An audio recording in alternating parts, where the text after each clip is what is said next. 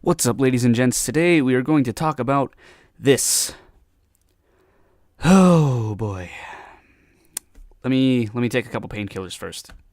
You know, in my last video, I said that Battlefield 1 had not fallen into the same social justice trap as Call of Duty had.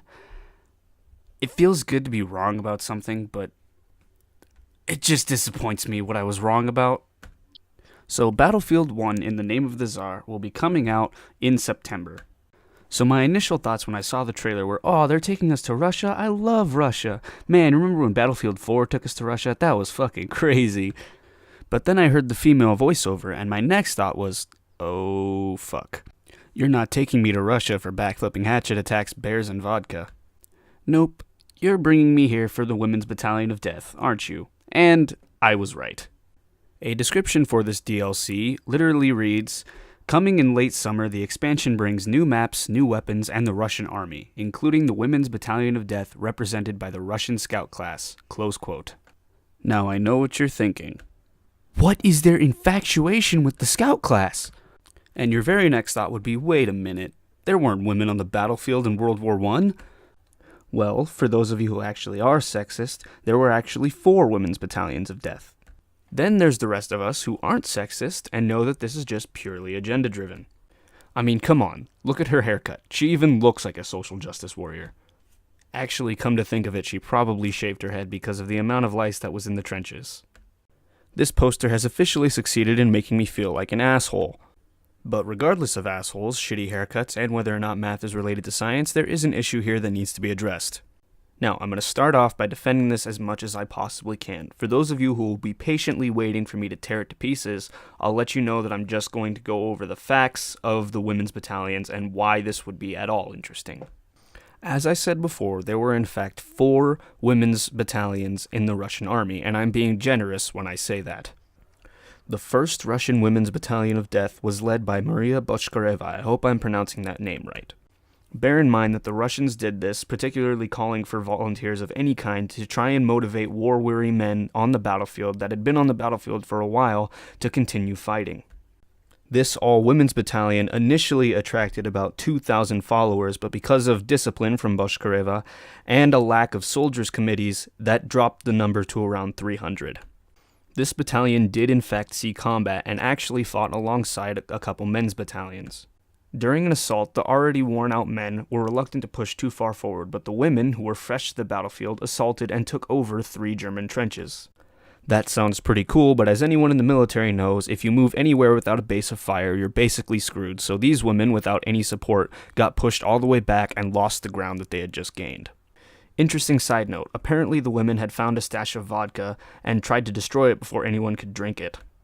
Now, if I were a Russian soldier and I was out in the cold living in this trench and had been fighting the war for a long time and I had been living off of shitty rations and having to deal with rats and dead bodies and all kinds of crazy things, I know what my initial reaction to that would be. The fuck, woman? I personally don't drink alcohol, but the fact that you would want to rid the soldiers that have been dealing with constant artillery barrages and the bitter cold, even the slightest bit of happiness, is kind of absurd. Congratulations, women were making men hate their lives even before the 21st century. Ain't that just like a woman, though? Making me be sober and shit. God damn it. Next came the 1st Petrograd Women's Battalion of Death, which was reported to be a little bit bigger, somewhere around 1,100.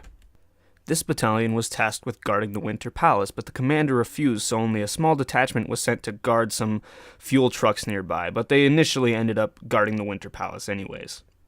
While they were guarding the Winter Palace with other parts of the Russian military, they were outnumbered by the pro-Bolsheviks, which if you don't know who the Bolsheviks are, I suggest you look up the Russian Revolution, and they eventually had to surrender.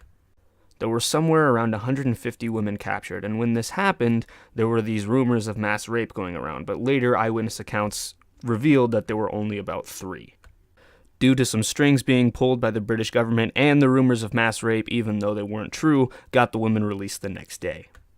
Then we had the 2nd Moscow Women's Battalion of Death, which numbered around 1,000, but they suffered from lack of support, so the leadership eventually disbanded, and all the women that were in that battalion either gave up or requested a transfer and moved to a different battalion. And finally, there was the 3rd Kuban Women's Shock Battalion. There's no accurate number as to how many women were in the battalion, but they suffered from organization and supply issues and they never saw combat. So for those who are curious, there is in fact history to back this. I tried to understand it as much as possible. I took like a full page of notes on it.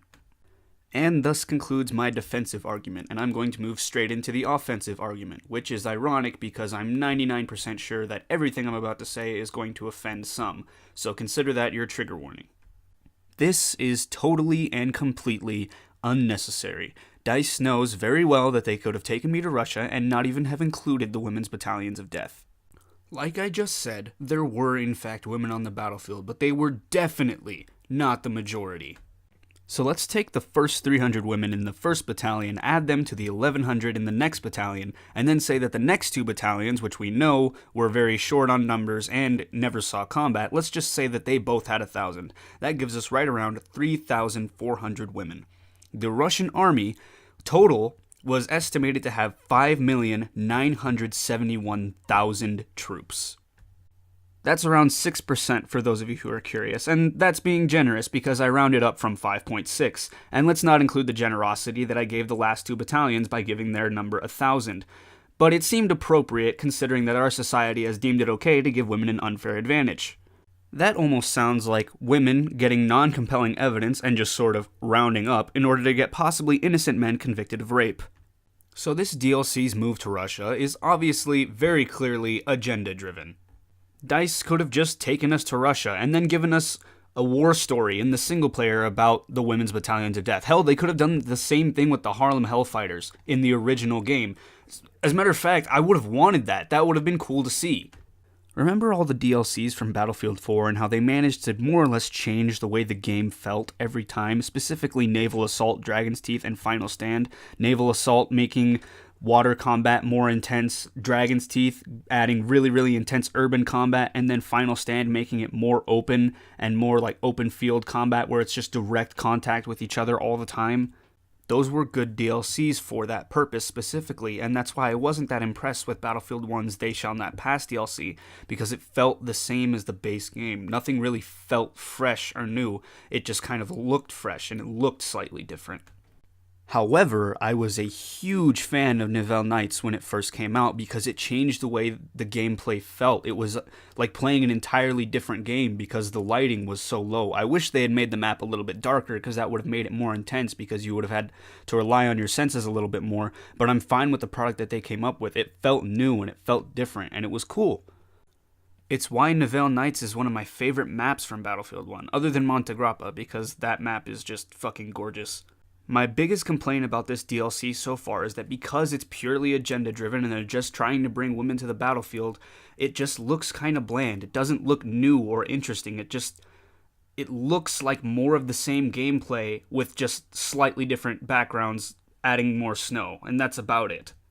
Now, my favorite maps from the Battlefield franchise have got to be Operation Metro and Operation Locker, not because they were clusterfucks, but because it was more or less an organized chaos, where you had this constant flow of players pushing at each other on their flanks and in the center, and if there was a weak point in any of those places, they would push through and capture the rest of the objectives. I was expecting that from Battlefield 1, specifically because it was focused, World War I was focused on trench combat. I thought that it was going to be two sides that were well dug in, and if you found the weak point, you would push through their line and break them down and capture the rest of the objectives. Hell, that's what World War I was, and that isn't what the game is. So I feel like that's what Battlefield 1's DLC should be. I would be perfectly content with a map that was literally just lines of trenches, and that would honestly help players, which they seem to have a problem with nowadays, working together. You would get together in a line, form your charge, and then just sprint across and then invade the other trench. That would encourage teamwork. On top of encouraging teamwork, it would be new and interesting and something different from what we've already seen in the game, which is what we seem to be getting with the last couple DLCs other than Nouvelle Knights. But I remember intense trench combat was not the only thing that I expected when I saw the Battlefield 1 trailer. Battlefield 3 and Battlefield 4 were focused on troops from the United States Marine Corps, Marines, essentially. So when I saw Battlefield 1, I thought, oh yeah, Marines are going to be kicking some German ass. I specifically thought of the Battle of Belleau Wood. Where the hell is that battle? That battle is probably one of the most famous and rich with history battles of all time, and it's not even a war story in the single-player campaign, let alone the multiplayer. What the hell happened? For those of you who are staring at your screen and going, "He's talking to me like I should know what that is, but I have no idea what the fuck he's talking about," I forgive you, because I understand that you have been brainwashed by the social justice propaganda that states that black people and women are more interesting simply because of their skin color and or their gender. Newsflash, your race and gender has nothing to do with how interesting you are. That's why men don't want to talk to feminists anymore and they're just going gay. So, if you don't know what the Battle of Belleau Wood is, I will give you a brief synopsis. Basically, a brigade of Marines had been allied with French troops to fight the Germans who had been dug into Belleau Wood and a few of the surrounding areas. As the Germans continued to attack these troops, they punched a hole in the French line and the French troops began to fall back. The Marines that were being held in reserve and waiting to reinforce the Marine lines saw what was happening and marched over 10 kilometers to plug the gap. As they reached their destination, the retreating French troops urged the Marines to turn and fall back with them, to which Captain Lloyd W. Williams said the famous remark, "Retreat? Hell, we just got here." Then the order trickled down from the French command that the Marines needed to retreat and form the line further back. But the gentleman in charge of the Marines, an Army general by the name of James Harbord, told the Marines to, quote, "hold where they stand," close quote. So the Marines dug entrenchments with their bayonets just deep enough so that they could fight the Germans off from a prone position. Yes, you heard me correctly. The Marines dug shallow holes with their bayonets just deep enough to have some cover in a laying down position. Nowadays, we would call that a skirmisher's trench. Then the Germans attacked the Marines, who waited for the German line to get as close as 100 meters before they opened fire and cut the German infantry to pieces. What little German troops survived the attack had to retreat. The Marines, who were now stretched over a 20-kilometer line, defended that line for 2 days. A Marine by the name of Gunnery Sergeant Ernest A. Jansen saw 12 advancing German troops and charged them, killing 2 with his bayonet before the rest of them ran away. Yes, that's right, 10 of them ran away. His heroic actions made him the first Marine in World War I to receive the Medal of Honor. Finally, the Allies had formed a counterattack, so the Marines were going to attack the Germans this time. The only problem was that between the Germans in Belleau Wood and the Marines was a huge open wheat field. You can see how troops wouldn't be very excited about that and would bitch and moan and complain, but these Marines were a whole different breed of badass. During the initial step off to the assault, Gunnery Sergeant Dan Daly, who was famous for being one of few Marines to receive 2 Medals of Honor, reportedly turned to his comrades and said the following immortal line, "Come on, you sons of bitches, you want to live forever?" As you can imagine, a lot of Marines were killed due to the heavy machine gun fire and the constant bombardment from artillery. That being said, Marines don't exactly retreat, so they eventually caught up to the German line and engaged in very heavy and intense hand-to-hand combat with the Germans. Now the battle was deadlocked in Belleau Wood, the two forces constantly going head-to-head, the Marines often having to resort to their bayonets because they were starting to run low on ammo. On top of that, they were constantly being bombarded by artillery, which was cutting the trees in the forest in half, and the Germans were using heavy amounts of mustard gas. Despite those disadvantages, and having suffered heavy losses in that wheat field, the Marines were still able to take Belleau Wood from the Germans. This is one of my favorite paintings of all time, because you can't look at it and not go, holy shit, that's badass. Now, after all of this, the French renamed Belleau Wood the Wood of the Marine Brigade, and an official German report described the Marines as vigorous, self-confident, and remarkable marksmen, which General Pershing then said another famous line, "The deadliest weapon in the world is a United States Marine and his rifle." But this battle is famous for yet another reason, as it was more or less the first contact that German troops had had with the United States Marines, and they thought that they were some form of shock troop. The Germans then gave the Marines their now legendary nickname, Teufelhunden, which means devil dog. A nickname which the Marine Corps and the United States is very proud of. Years later, in 1923, Belleau Wood was dedicated as a monument, at which General Harbord was made an honorary Marine, and in his address he said the following quote, "Now and then, a veteran for the brief span that we still survive, will come here to live again the brave days of that distant June. Here will be raised the altars of patriotism. Here will be renewed the vows of sacrifice and consecration to country. Hither will come our countrymen in hours of depression, and even of failure, and take new courage from this shrine of great deeds. Now, if you thought that brief history lesson was badass, then you also thought the same thing as me. Why the fuck is this not in the game? Instead of bringing me this awesome moment in history to revel in the glory of the United States Marine Corps, and the Germans for that matter, they would rather take me to Russia just so that they can bring women into their game. I can't even fathom why that is. As a matter of fact, I don't even understand why it's not in the base game. There's hints of it, here and there. There's a skin for the M1903, which is the rifle that the Marines were using during that battle, called Devil Dog. So there's hints of it, but it's not there.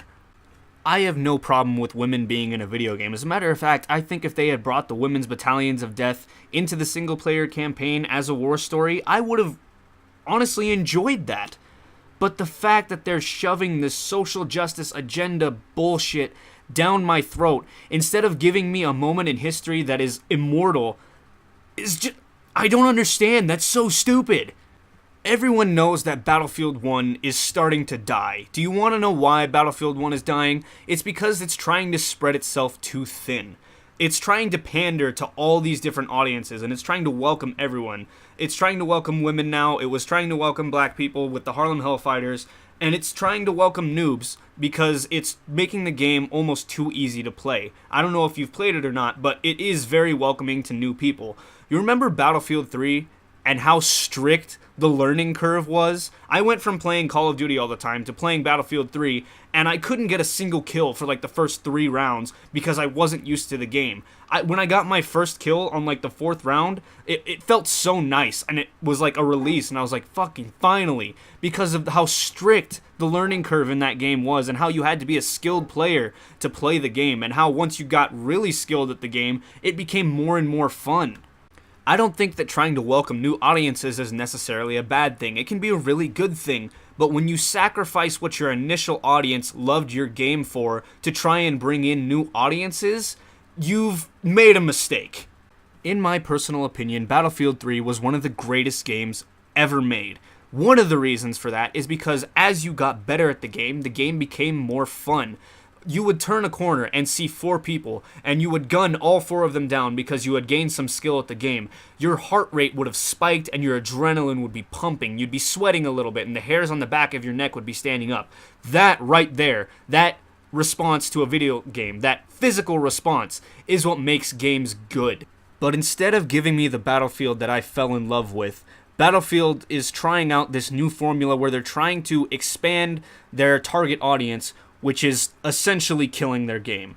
They're trying to enrich their audience rather than enrich their gameplay. Imagine, just for a minute, how awesome the Bellawood map would be, where you're in this thick wood where there's trees everywhere and there's a thick mist, and you have that awesome head-to-head physical contact gameplay that you had in Operation Locker or in Operation Metro. Just how sweet would that be? On top of that, all the history that comes with it. And you can add maybe a single-player war story about what actually took place during that battle. And I would like to point out that maybe I'm wrong about this. Maybe Bellawood is the ace that DICE has up its sleeve, and it's planning it for a future DLC, and it just kind of wants us to be patient and wait for it. To that, yeah, sure, I can understand, but why not bring me that first to keep me invested in your game rather than give me the stuff that's going to bore me as filler to lead up to it? Please God, and please DICE, give me the Battle of Bellawood. Now, if you got offended during this and you think that I hate women and that I hate feminists and that I'm all against this and that I'm sexist as hell, I have a question for you. Is your social justice more important than the bravery and the sacrifice of the Teufelhunden in the wood of the Marine Brigade? If the answer to that is yes, then I have no hope for you, specifically if you are an American. I am not racist, nor am I sexist. Honestly, if they brought me a Battlefield DLC that starred Smurfs, I would be perfectly okay with it if it looked fun. I want to thank everyone so much for watching and for listening to what I have to say. If you think this is a good move by DICE, or if you think it's a bad move and you want to see the Battle of Bellawood, let me know in the comments section. And also let me know if you're ready for Call of Duty Smurf Ops 7. I'm really excited for it. I want Smurfs to enrich my gameplay experience. Or you can scream at me and call me a dirty sexist in the comments. I don't really care either way. Remember that every like is a dead baby joke being told at a baby shower, and if you subscribe, Jerry the Jihad will blow himself up while he is weaving his suicide vest together. Have a good one, gents.